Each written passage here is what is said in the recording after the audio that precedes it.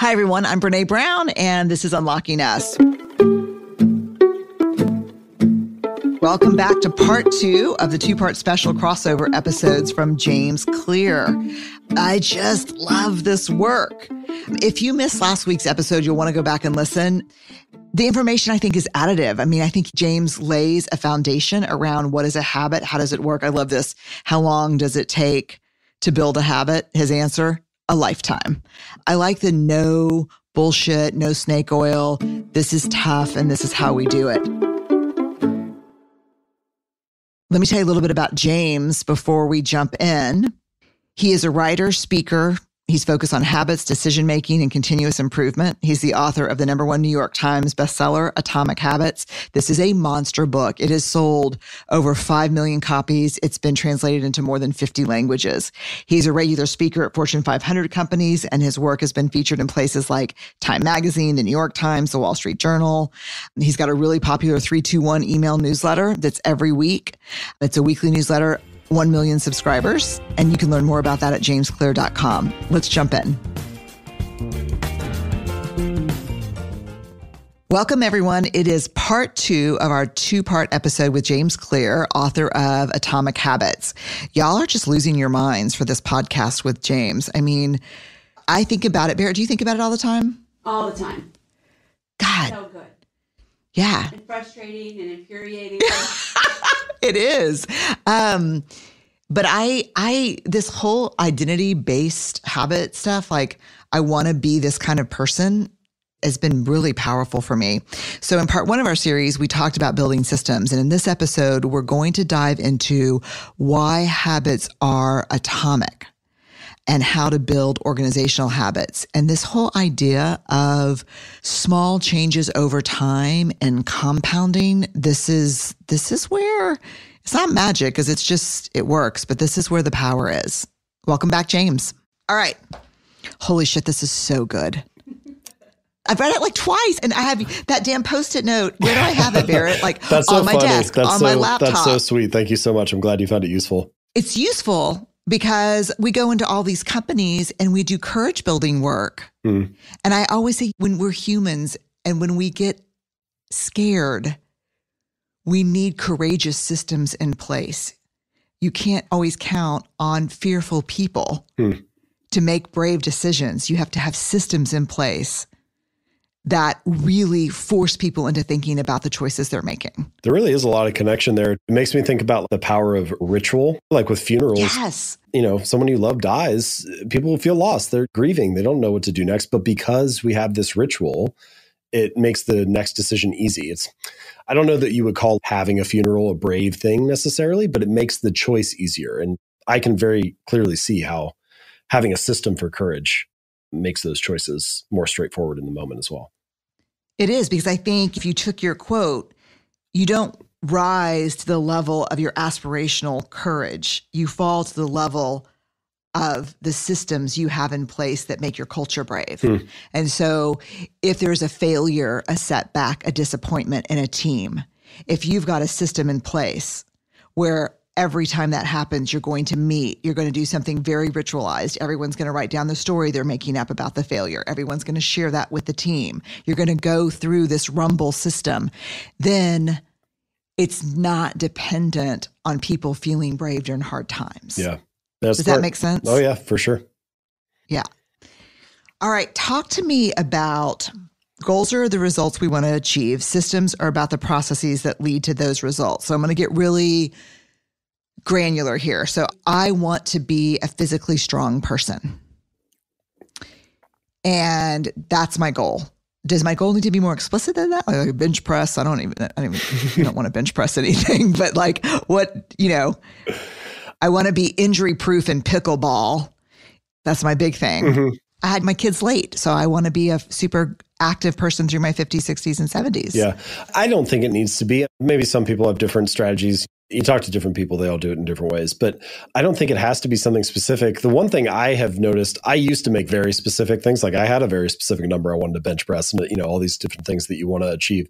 And I had this moment where I realized First of all, about half of these things that I wrote down, I didn't achieve at all. So clearly having a specific goal was not the thing that determined whether I achieved it or not. Secondly, with the bench press number, what's funny is I did it 11 years later than when I wrote it down. I said I want to achieve this in the next year, and then it actually happened like 11 years later.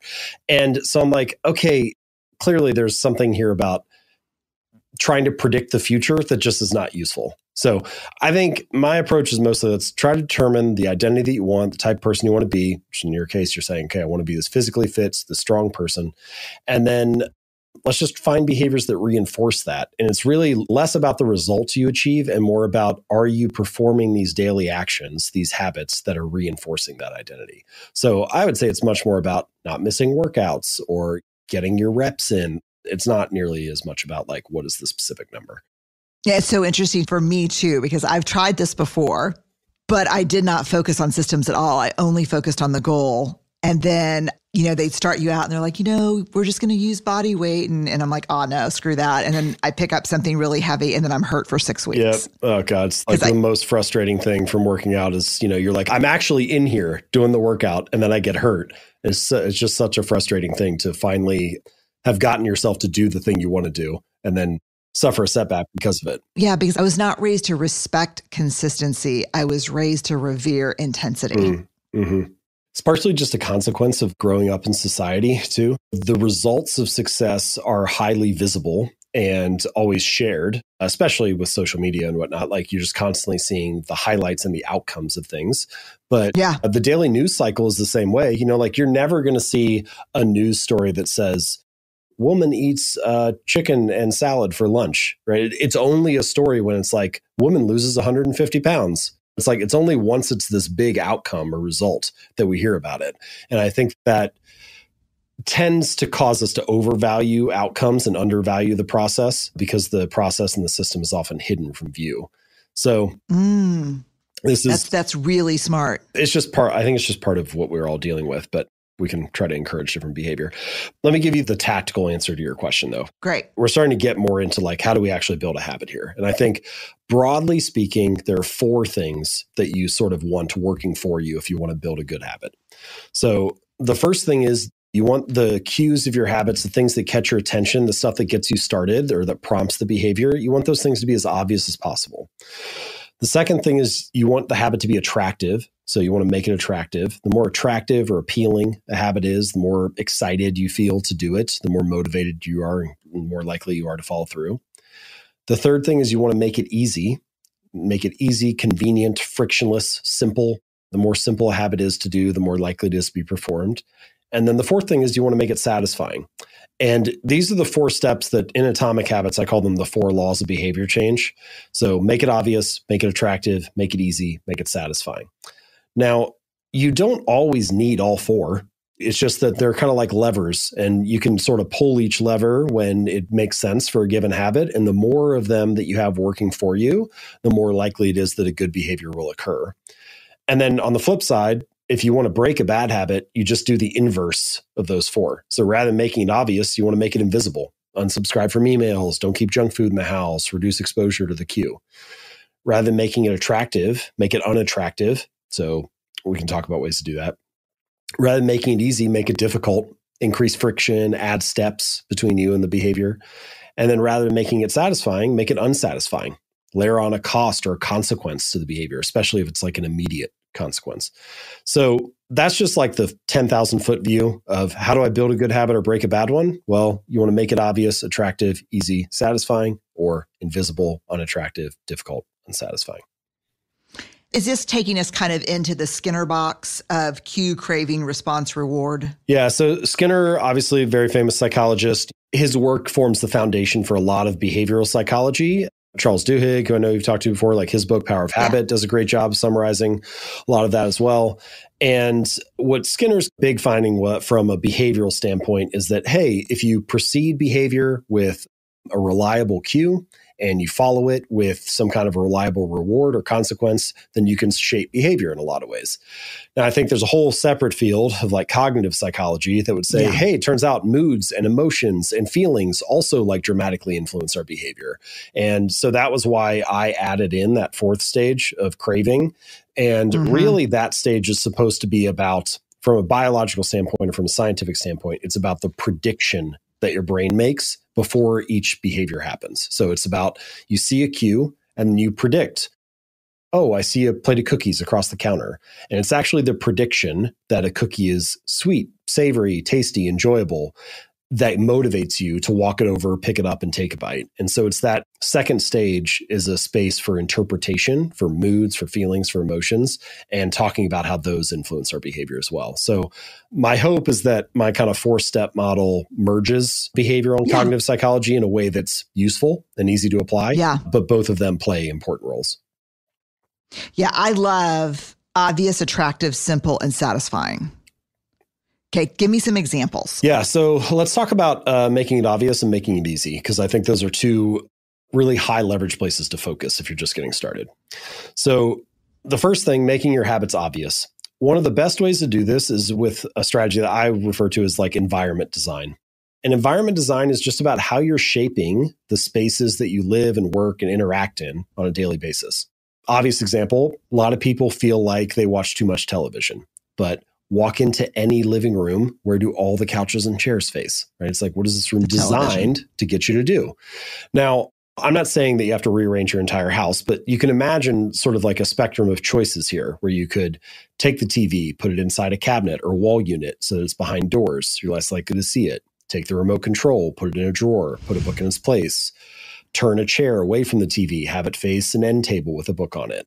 And no individual choice like that is going to radically transform your behavior, but collectively making a dozen or 2 dozen or 50 little choices like that, they all kind of prime the environment for the good habit to be the path of least resistance. And you would be surprised how often behavior can change just with a small shift in environment stuff. Like for me, if I buy a 6-pack of beer and I put it in the fridge, I put it like in the door or on the shelf, like right there is where I can see it as soon as I open the door. I'll grab one every night and drink it with dinner just because it's there. But if I put it like on the lowest shelf in the fridge, it's like all the way in the back, I kind of have to bend down to see it. Sometimes it'll be there for weeks. I like won't even remember that we have it. And so I'm like, well, did I want it or not? Like on the one hand, I wanted it when it was easy and in front of me. But on the other hand, I'd never wanted it bad enough to like go seek it out. Or my phone. I have this thing where I try to keep my phone in another room until lunch each day. Just gives me like a block of time in the morning where I can kind of focus on my agenda, do creative work. Well, I'm like everybody else. If my phone is right next to me, I'm going to check it every 3 seconds because it's there, right? I'll be on Instagram, I'll be whatever. But if I have a home office, and so if I keep it in another room, it's only 45 seconds away. But I never go get it. And so again, I'm like, did I want it or not? You know, like in the one sense, I wanted it bad enough to check it every 3 seconds. But in another sense, I never wanted it so bad that I would go work 45 seconds to go get it. And there are many behaviors that are like this that will curtail themselves sort of to the desired degree if you just tweak the environment a little bit. It's funny to say that about television because we have 2 chairs facing a couch instead of everything facing toward the television. And when my daughter was home, maybe, I don't know, 2 or 3 months ago, we all sat down to decide what do we want to watch for TV. We're going to binge a show together, the family. So me, my husband, my 2 kids. And we ended up talking for like 2.5 hours and then going to bed because we just sat down. You're all looking at each other. And we're all looking at each other and we just started talking. And then I was like, okay, do we want to watch something? Y'all want to move the chairs? And they're like, no. And then we just kept talking. And then it was like bedtime. But it would have never happened that way had we not started in chairs facing each other. It's interesting to think like, here's another question I like. What does this space encourage?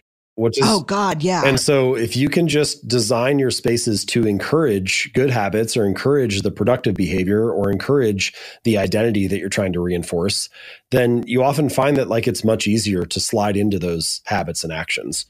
So I think that's a good example of making it obvious. So with strength training, I mean, don't think that I'm not going to work my own goal here because we just have to, yeah. With strength training, does that mean like laying out my workout clothes before I go to bed? What does that mean? Yeah, it could be. I don't know what your setup is. I know for me, so I also, strength training is like a big part of what I do each week. And one of the biggest shifts for me, especially once, I had kids and things started getting busy, is creating a workout space at home. And so this corner of my basement like has become the workout corner. And the biggest difference was buying the gear and having it there. And like now I have like no excuse. And so in that sense, that space is always set up to encourage strength training, right? Like I have a space where this habit lives. And this is actually, there are quite a few studies on this that show that it's easier to build a new habit in a new environment than to try to overpower one of your old environments. And so take, for example, like let's say that you want to start a new habit of, say you want to start journaling or something. And you're like, all right, I'm going to journal after work each day. I'll do it like at 7 p.m. in the living room. Well, if right now 7 p.m. in your living room is the space where you usually watch Netflix, then when you sit down there, even without even thinking about it consciously, you're sort of subconsciously pulled toward picking up the remote and turning on Netflix because that's what usually happens in that context.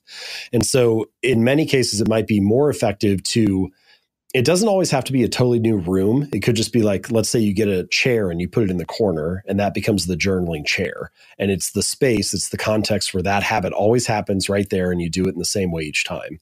So having a space that is set up to encourage that behavior, I think is one big thing.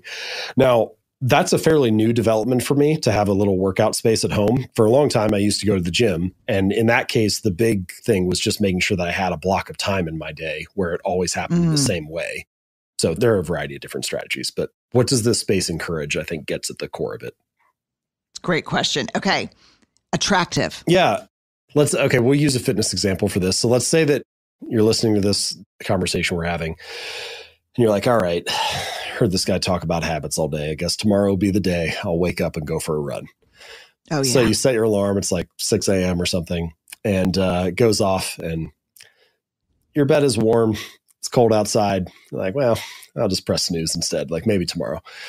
But if you rewind the clock, come back to today, and you text a friend and you say, hey, can we meet at the park at 6:15 and go for a run? Oh, well, God, the commitment's killing me. Right. Like now 6 a.m. rolls around and your bed is still warm and it's still cold outside. But if you don't get up and go for a run, you're a jerk because you leave your friend at the park all alone. And so you have not made the run itself any easier, but you have changed the calculus that's going on in your mind. You have made it more attractive to get up and go for a run and less attractive to press snooze and sleep in. And this strategy is often referred to as a commitment device. It's like any choice that you make in the present, I'm going to text my friend, that locks in your behavior in the future. Okay, now I have to get up tomorrow morning is a good example of a commitment device. My favorite, the ultimate example of it is using technology to just automate the habit. Like instead of having to remember to make a deposit into your 401k after each pay period, you just set up, automatic withdrawal and then it's done for you. So there are a variety of ways to do it, but basically you're trying to change the story that you're telling yourself about why I'm doing this habit or why I'm not. I really love that. Okay, simple. Yeah, so making it easy is the third step. And this is, if I was only going to recommend like one thing, if I said, people say, what's the most important thing or what do you have to focus on? Like this is, I would say, if you're going to focus on one thing, this is the stage to focus on. And I had this reader, his name's Mitch. I mentioned him in Atomic Habits. He lost over 100 pounds. He's kept it off for more than a decade. And he had this like crazy little rule, this funny little thing that he would do when he first started going to the gym, which is, he wouldn't go to the gym for longer than 5 minutes. So he would get in the car, drive to the gym, get out, do half an exercise, get back in the car, drive home. And it sounds ridiculous, right? It sounds like silly. You're like, obviously, this is not going to get the guy the results that he wants. But if you take a step back, what you realize is that he was mastering the art of showing up, right? He was becoming the type of person that went to the gym 4 days a week, even if it was only for 5 minutes. And I think that this is kind of the deeper truth behind this that people often overlook, which is a habit must be established before it can be improved, right? It has to become the standard in your life before you can optimize it and scale it up into something more. But for whatever reason, I don't know why we do this, but like we get really all or nothing about our habits. People are so focused on finding the perfect business idea, the best workout program, the ideal diet plan. We're like so focused on optimizing that we don't give ourselves permission to show up, even if it's in a smaller way. We don't give ourselves permission to do less than we had hoped, even if it was more consistent. So my little strategy for this is what I call the 2-minute rule. And the 2-minute rule just says, take whatever habit you're trying to build and scale it down to something that takes 2 minutes or less to do. So read 30 books a year becomes read 1 page, or do yoga 4 days a week becomes take out my yoga mat. And it sounds silly at first. People are like, okay, buddy, I know I'm not really trying to just take my yoga mat out. I know I'm actually trying to do the workout. But I think that story about Mitch and only going for 5 minutes and kind of like becoming the type of person who shows up consistently, it gets at this deeper truth. It reminds me of, there's this great quote from Ed Lattimore where he says, the heaviest weight at the gym is the front door. And oh my God, there's a lot of things in life that are like that. Where like the hardest part is getting started. The hardest part is mastering the art of showing up. And the 2-minute rule helps encourage that. Get out of this perfectionist mindset. Stop worrying about theorizing, coming up with the perfect strategy. Let's establish something small and use that as a foothold to advance to the next level and prove to ourselves that we can show up consistently, that we can be this kind of person, even if it starts in a very small way. It's really beautiful, isn't it? There's a beauty in the simplicity of it. Yeah. There's a beauty in the fact that it, like, you don't have to be doing something grand to be casting votes for the kind of person you wish to be. You don't have to be, it's like, no, writing one sentence does not finish the novel, but it does cast a vote for I'm a writer. No, doing one push-up does not transform your body, but it does cast a vote for I'm the type of person who doesn't miss workouts. And the more that you build up evidence of being that kind of person, the more like momentum that you have, the more reason you have to keep going. I mean, one of the most motivating feelings to the human mind is the feeling of progress. If you're making progress, even if it's smaller than what you had hoped, you have every reason to continue working. You have every reason to keep going. And so I think strategies like this they're about helping encourage you to open the front door. They're about helping to encourage you to build a little bit of momentum, to get the positive feedback loop started. And then you can take that energy and kind of pour it into the next iteration. What was that quote that you said? I want you to say it one more time. You can't optimize a habit that you've yet to build. What? Yeah. A habit must be established before it can be improved. Okay. Yeah. All of your work wades so deep into people as emotional beings. Like you really have to understand. There's a lot of self-awareness, I think. Like Mitch sounds nuts, but it's so embracing of who we are as humans. It's really smart. Self-awareness is a huge part of it. I think it's very astute of you to recognize that. In a lot of ways, like the process of behavior change starts with self-awareness. Now, it's kind of funny. There's this story, this narrative that it's really hard to change your habits. It's really hard to change your behavior. Now, in reality, changing your behavior is something that we are doing all the time. It's one of the easiest things for a human to do. It's one of the things that your brain is optimized to do. We change based on the room we're in, based on the people we're around, based on the context that we're experiencing. If your brain was not able to make changes based on the environment or the situation, it'd be very hard to survive. But most of those changes, and this is where the tricky part comes in, are simply reactions to the external environment or to what's around you. What we're talking about is consciously changing your behavior, intentionally choosing to be something else or go after a new goal or to develop a new story and so on. And if you want to be in control of the process of changing, if you want to design your behavior in a way that serves you, then I think you need self-awareness, because otherwise you're just reacting and responding. And so self-awareness is a really crucial part of that process. It reminds me a lot of the article, I think I read the article first and I got the book of Change or Die. Have you read that? No, I haven't read the book. Yeah, Change or Die. It's based on a study where it's after heart failure events. You've got to change these habits or you're going to die. And the majority of people die. It's really interesting. It's just, as someone that works inside of organizations a lot, it's that old quote, everyone loves transformation, but no one wants to change. Yeah. Yeah, I do think it takes a lot of self-awareness. Tell me about make it satisfying. So ultimately, we need experiences to be enjoyable or pleasurable or satisfying, even if it's in a small way. Now, not every behavior in life is like that. Sometimes things have a consequence or a cost. Sometimes they're just sort of neutral and don't really mean a whole lot.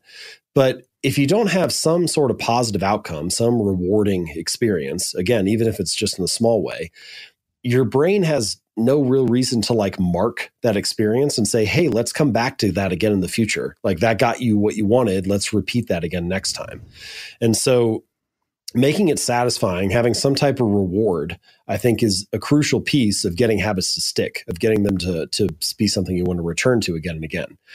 Now, there are a variety of strategies you can use here. And of course, I'm sure many people carrot or stick or sprinkle these little rewards. I remember when I was in fourth grade, like we did multiplication tables and you would get a sticker each time you got one right. Like these are all forms of reinforcement or forms of a reward that make it a little bit more rewarding to show up again and study multiplication tables next week or whatever. Now, I think reinforcement like that, it can be very powerful. Like, why do people show up to work? Partially, it's because they get a lot of meaning and value out of the work they do. Not always, but partially it can be that. But mostly it's because they get a paycheck in 2 weeks or in a month or whatever. And that is like a sticker for multiplication tables, but in the career, context. Now, short-term reinforcements like that can be powerful. They can be helpful for getting people to stick, for getting people on track, for motivating behaviors.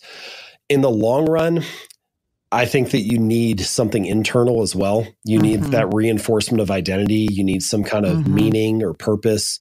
And this is why I encourage people to start with who's the kind of person you want to become, what is the type of identity you want to build. Because ultimately, let's take working out as an example.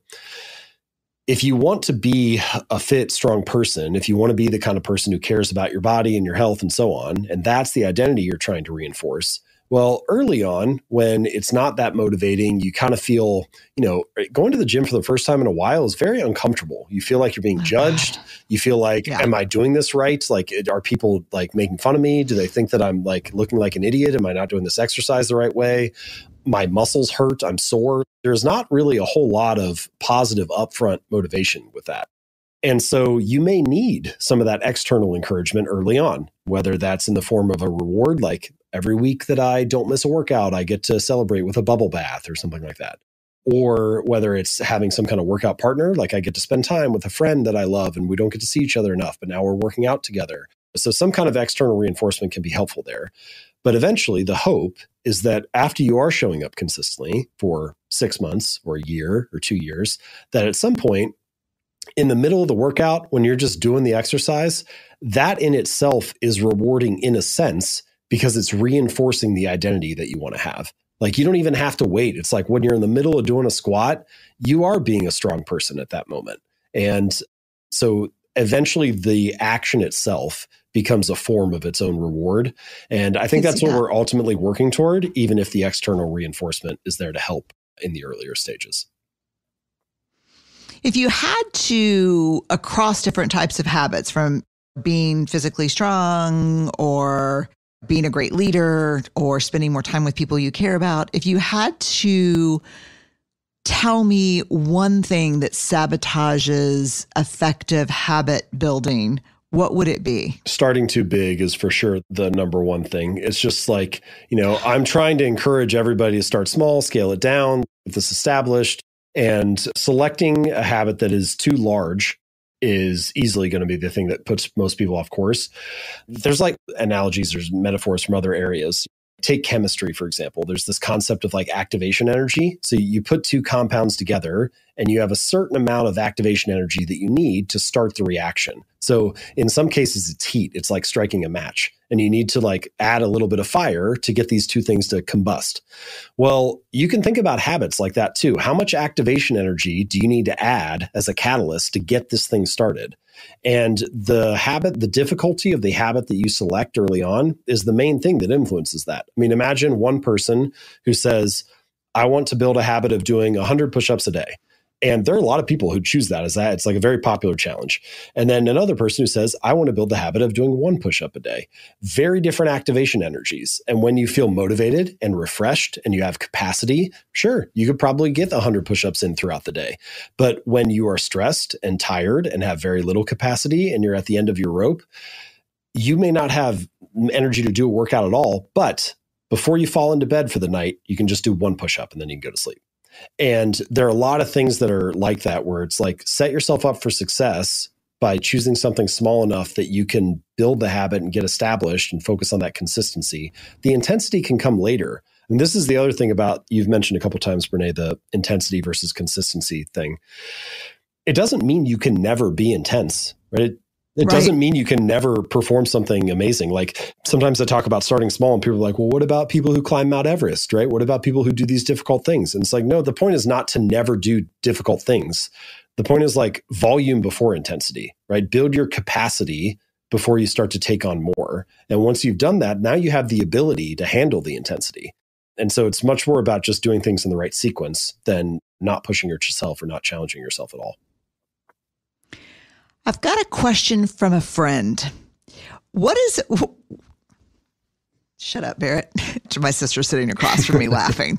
What's the diagnosis for someone who likes to get all the equipment and do all the planning, but never actually starts the habit?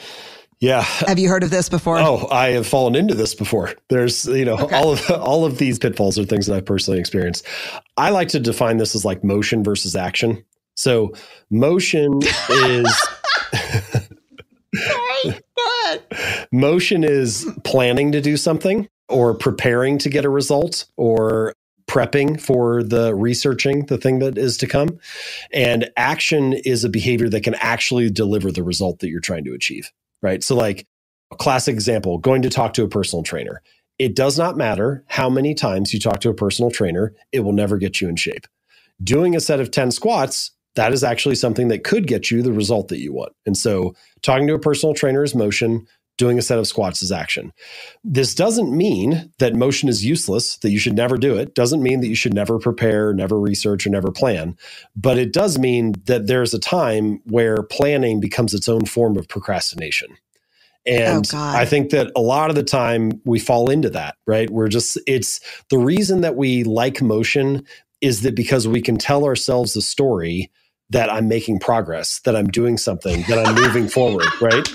You can tell yourselves the story of like... He's so rude. Look, my sister and I are like hating on you right now. Go ahead. I remember like when I was getting ready to start my company, when I was first thinking about being an entrepreneur, I spent all this time thinking about, what should my logo be? What should my business cards look like? Right? Like what should the brand name be? A lot of time spent thinking about the brand. I came up with a spreadsheet of 300 names for what the business could be.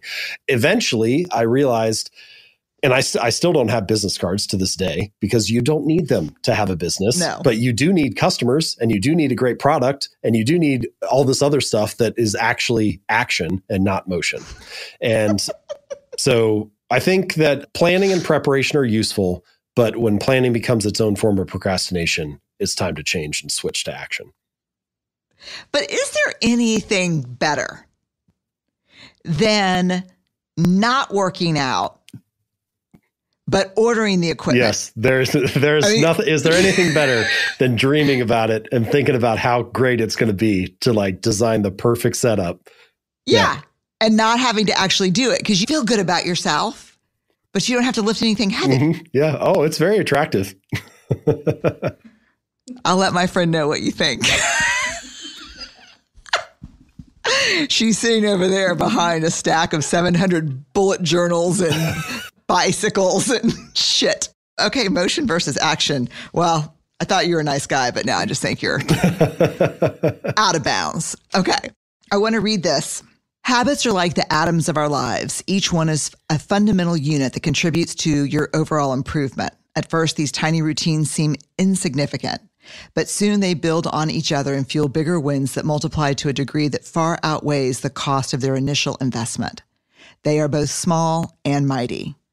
This is the meaning of the phrase atomic habits, a regular practice or routine that is not only small and easy to do, but also the source of incredible power, a component of the system of compound growth.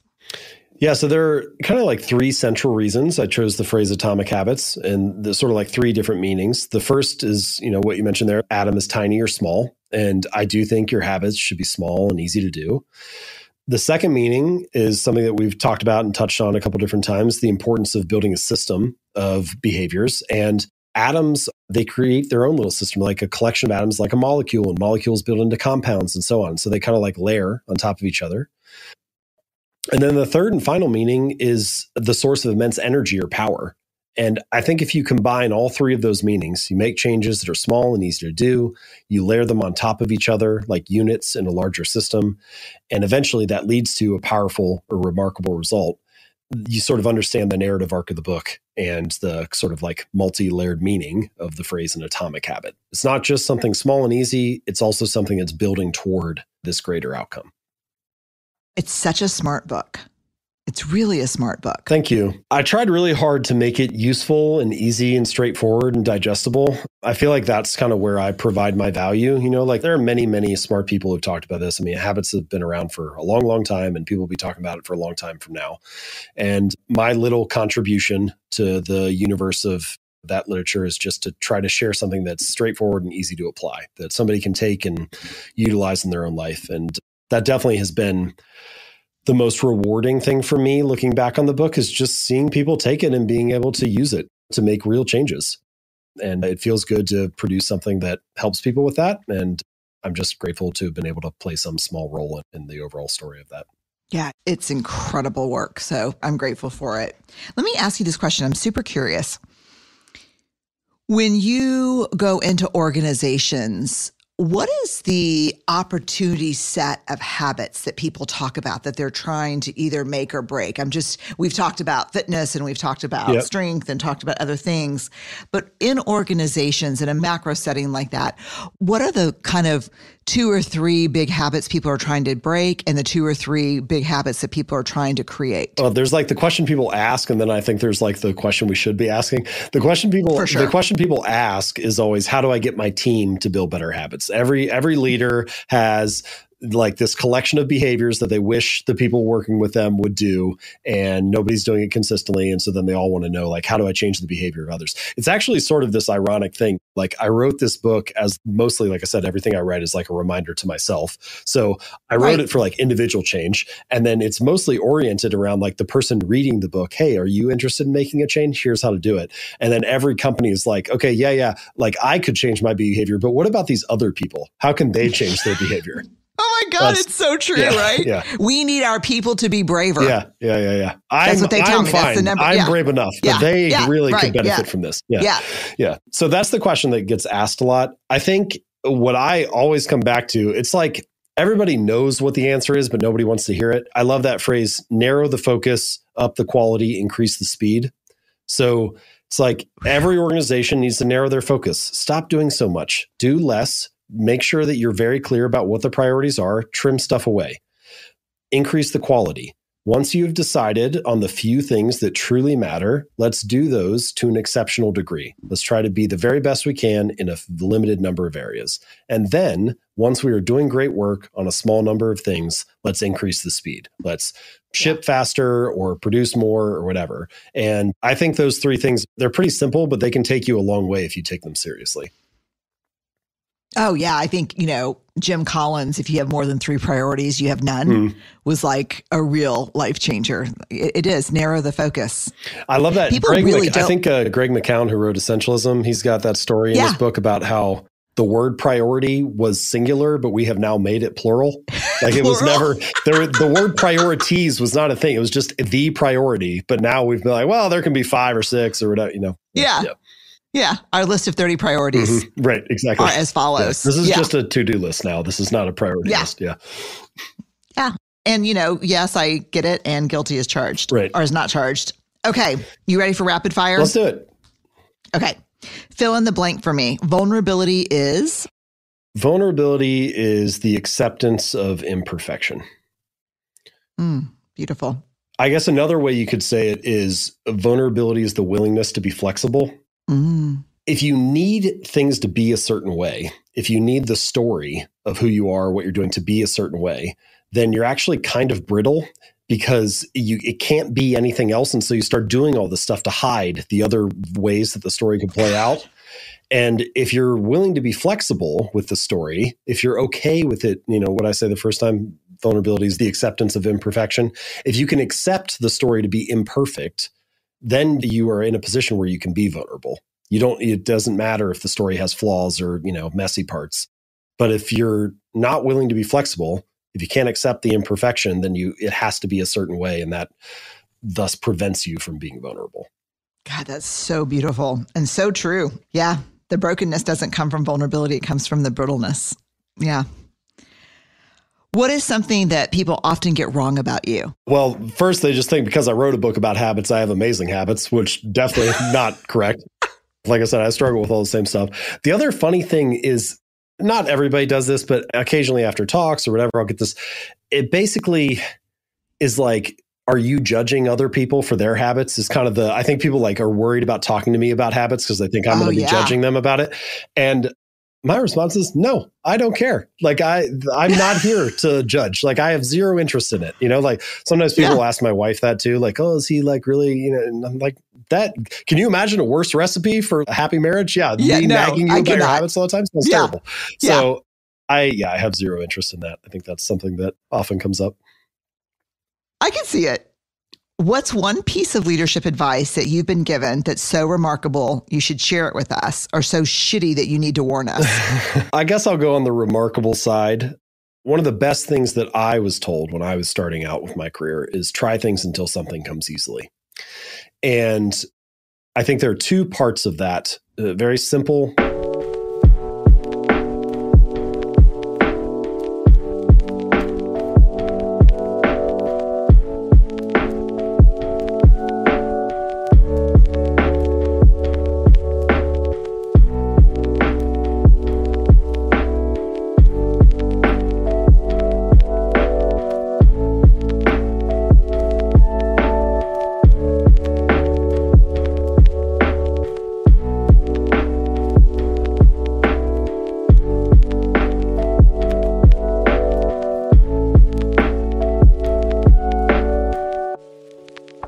Sentence that just they end up proving true for me again and again. The first, trying things, life requires trial and error, and nobody has all the answers, especially if you're, entrepreneurial or trying a new venture or starting some project that hasn't been done before. You have to be willing to just try things. But then it's not just trying randomly or trying blindly. It's also paying attention to what is working.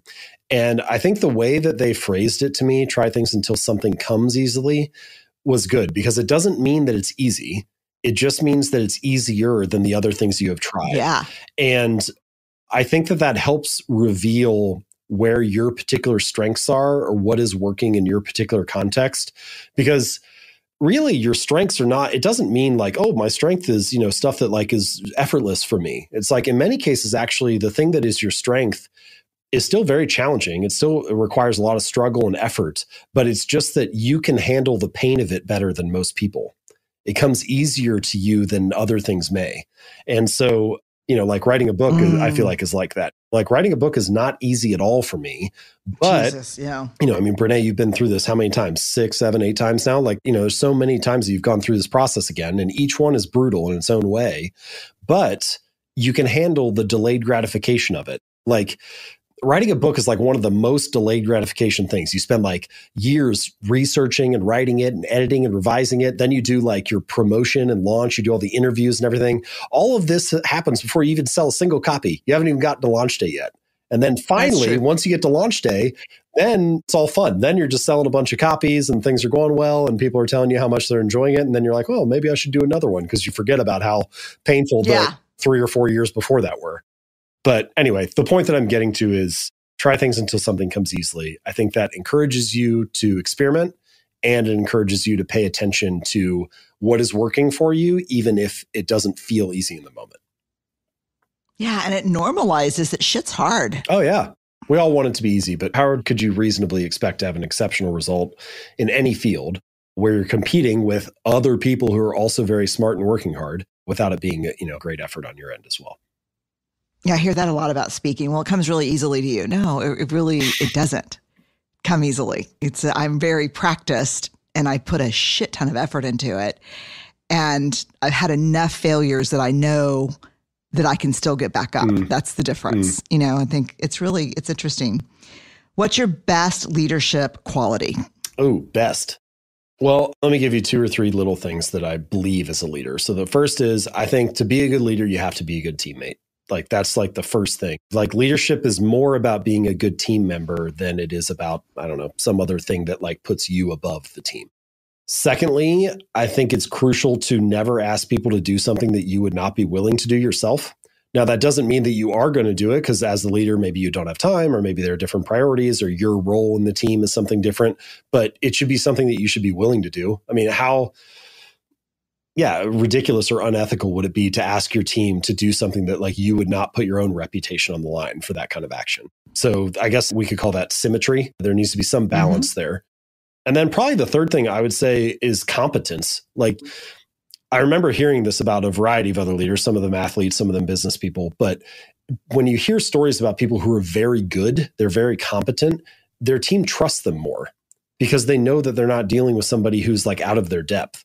And that doesn't mean that you need to be an expert on everything that's happening in the business, but it's a lot easier to gain people's trust when they feel like they are dealing with someone who has that expertise as well. So I think competence, symmetry, and being a good teammate are probably three like crucial things. What's the hard leadership lesson that the universe just keeps putting in front of you that you just keep having to work on? I wish y'all could see him grinning. Do less, delegate more. Like that's probably I'm just terrible at delegating. And I think every time I learn the lesson, I get to relearn it whenever we do a new project. Cause then I'm like, oh, well, for this project though, like I know last time we had to divide it up and that was like, that made sense. And that ultimately we got it done. But this time I think I could probably do it. Or like the different version of that is also giving myself more time to do things, which I just, books. Oh, God. When I was writing Atomic Habits, at one point in the process, I told my wife, it's like, I just need like 2 good weeks. I think they would be really surprised by how much progress I can make in 2 weeks. And like, I handed the book in like a year and a half later. But it's like, I mean, I don't know. I guess there's a healthy level of delusion there to some degree. It's like you think you can do things and that like motivates you to try. But there's definitely a fair bit of delusion too. Yeah. And there's a price for the delusion a little bit. Yeah. Okay. What's one thing that you're really excited about right now? So what's got you pumped? Ohio State football. Can I say Ohio State football? So you can. I'm a huge Buckeye fan. So I just bought this cabin in the woods and I have been hosting author retreats pre-pandemic where I would get like a group of 6 or 8 authors together and we would hang out for 3 or 4 days and talk about writing books and building our businesses and stuff. And it was always a ton of fun. And I haven't done it for the last year and a half because of the pandemic and everything. So now I have this space where I'm excited to do that and host everybody and just kind of start doing those again. So I'm really excited about that. I get almost all of my work, I'm looking at a screen, right? I'm writing books, I'm sharing stuff on Instagram or whatever. Like everything is focused digitally. And this is like the one work-related thing that I do that is so in person and high connection. And it just brings me a lot of joy and meaning. And like without fail, it's one of the best weekends of my year. And so, hosting those is something I'm really excited about. It's a really different kind of connection. It's so important. Okay, we asked you for your 5 songs you can't live without so we can make a mini mixtape for Spotify. Let me tell you what you gave us. Superstition by Stevie Wonder, Road Outside Columbus by OAR, Wagon Wheel by Old Crow Medicine Show, so good, Whatever It Is by Zac Brown Band, and Headline by Drake. In one sentence, what does this mini mixtape say about you? I knew you were going to ask this one because you said it before. So I said, Ohio boy likes to party. And my wife said, definitely do not say that. So that's what I'm saying. That's what I'm going with. It is so good. Ohio boy likes what? Let me just ask you this. Who was it that we interviewed from Ohio that was, Hanif Abdurraqib. Oh yeah. Hanif's in Columbus too. Yeah. He lives I don't know, 20 minutes away. What is the obsession with Ohio for you folks? I don't know. It's great. It's a great place to call home. It's, is it? Yeah, it is. And I'm proud to be here. I love being here. I mean, whatever. I can travel to New York anytime or go to LA or whatever. But yeah, I like it here a lot. Ohio's home. Yes, Ohio's home. Well, thank you so much for this. It was so helpful and you were so much fun to talk to. Let me ask, what's next? What are you taking on? Are you staying in habits? Or are you going somewhere else? Yeah. So I'm learning that painful leadership lesson of taking on too much. Yep. I signed a second book deal, so I'm working on that right now. Who knows how long that will take, but we'll see. And I'm writing my newsletter each week, and we're thinking about launching a podcast, so that'll be an interesting experiment. So yeah, we've got all kinds of new things cooking, and I'm excited about each of them. Well, we're hungry and we're waiting. We're here. That's great. Thank you so much, BRENE. Hit us with some stuff. Thank you, James.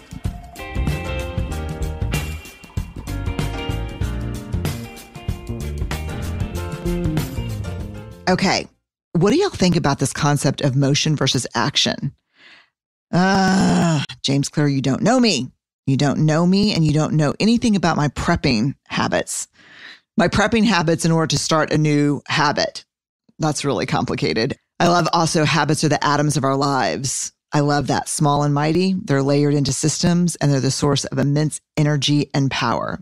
You can find James's book, Atomic Habits, wherever you like to buy books. We'll post a link to it on our episode page for BreneBrown.com. You can also find, again, James at jamesclear.com. All right. This is a new year. And I don't know what the demarcation line really means. And to be honest with you, January never feels like New Year to me. As an academic, the New Year is always September. And, the end of the year is always May. And you can't find me in June, July, or August. That's how that works. It's like I'm a kid that never gets out of the semesters. But it does feel, hopefully, January. I'm rooting for a kick-ass 2022. I do know that I'm glad to be here with you, listening, learning, and unlearning. Thank y'all for being here. Stay awkward, brave, and kind. Unlocking Us is a Spotify original from Parcast. It's hosted by me, Brene Brown. It's produced by Max Cutler, Kristen Acevedo, Carly Madden, and Tristan McNeil, and by Weird Lucy Productions. Sound design by Tristan McNeil, and music is by the amazing Carrie Rodriguez and the amazing Gina Chavez.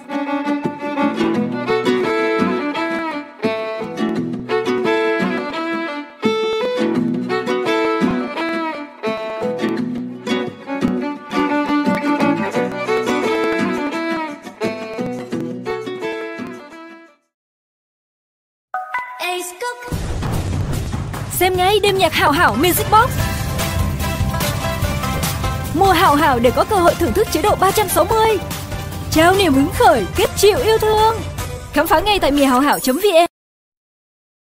Này bạn ơi, nếu chưa ăn cơm thì đặt BRENE. Này bạn ơi, nếu cơm chưa ăn thì đặt BRENE.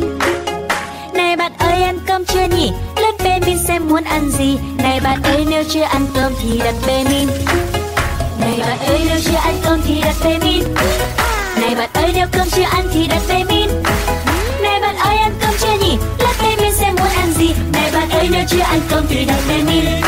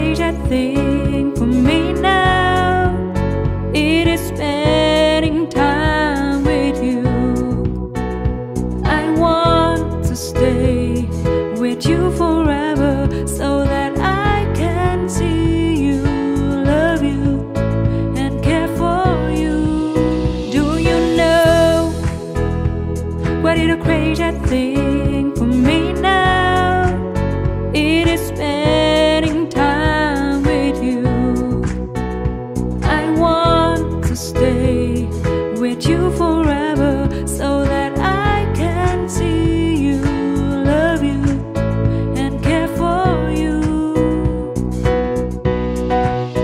I feel magical when you are around me.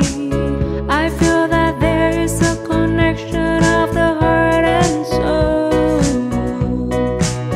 Your love gives me a fire that I can internally feel. Baby, stay as you are, the light of my life. My love will never change.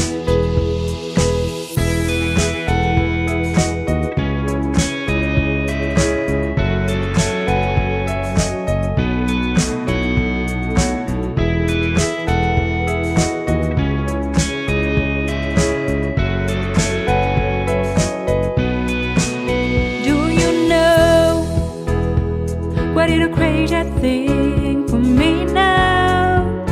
It is spending time with you. I want to stay with you forever so that I can see you, love you, and care for you. I feel magical when you are around me. I feel that there is a connection of the heart and soul. Your love gives me a fire that I can internally feel.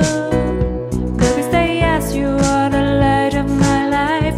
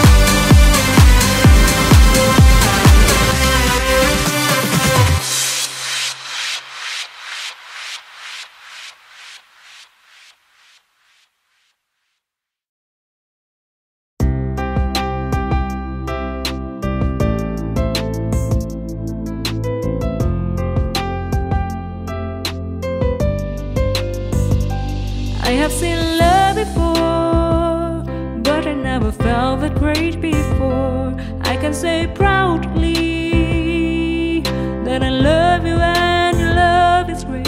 You are such an amazing man.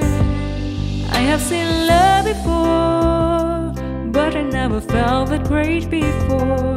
I can say proudly that I love you and your love is great. You are such an amazing man. You have awakened a part of me. You have created something I've never knew. You not only care about me, but you always respect me as I am. You have accepted a part of me, and that makes all the difference to me. You are such an amazing man.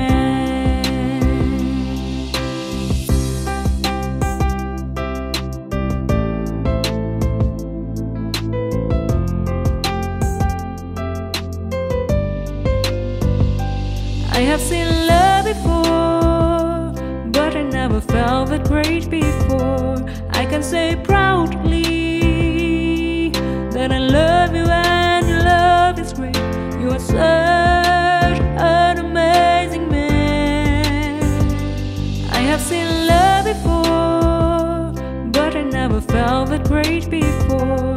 I can say proudly that I love you and your love is great.